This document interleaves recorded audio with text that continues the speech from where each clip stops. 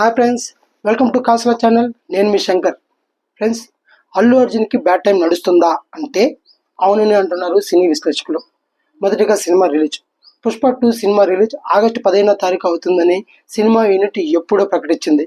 ఆ డేట్ కోసం, ఆ రిలీజ్ కోసం అల్లు అర్జున్ అభిమానులు ఎంతగానో ఎదురు చూశారు. కానీ విఎఫ్ఎక్స్ ప్రాబ్లమ్స్ వల్ల, టెక్నికల్ ఇష్యూస్ వల్ల, సినిమా ప్రమోషన్స్కి చాలా తక్కువ సమయం ఉండడం వల్ల సినిమా అయితే అనుకున్న టైంకి రిలీజ్ అయ్యే పరిస్థితి అయితే కనిపించట్లేదు.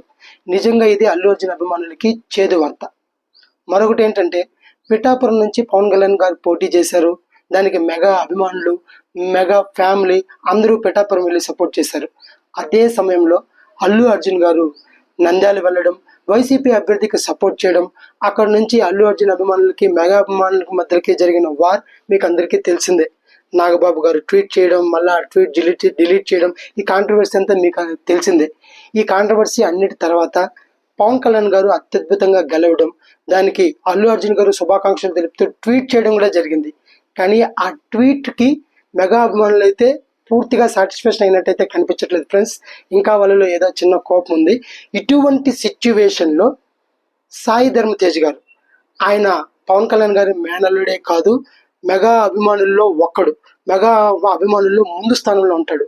ఆయన రీసెంట్గా అల్లు అర్జున్ గారి ట్విట్టర్ ఖాతాని, అల్లు అర్జున్ గారి ఇన్స్టా ఖాతాని అన్ఫాలో చేశాడు ఫ్రెండ్స్. ఈ అన్ఫాలో చేయడం మెగా అభిమానుల మధ్య, అల్లు అర్జున్ అభిమానుల మధ్య జరిగే విభేదానికి ఆజ్యం పోసినట్టుగా ఉంది. ఇది ఎంతకాలం నడుస్తుందో, ఈ విభేదాలు పుష్ప 2 సినిమా పైన ప్రభావం చూపిస్తాయేమో ముందు చూడాలి. కానీ ఒక సినీ అభిమానిగా, సినీ ప్రియుడిగా ఎప్పుడు మన సినిమాలు రిలీజ్ అయ్యి సూపర్ హిట్ అవ్వాలని నేను మనస్ఫూర్తిగా కోరుకుంటున్నాను. కానీ ఈ కాంట్రవర్సీలు ఎంతవరకు దారి తీస్తాయో, ముందు ఏం జరుగుతుందో వేచి చూద్దాం ఫ్రెండ్స్. That's it friends.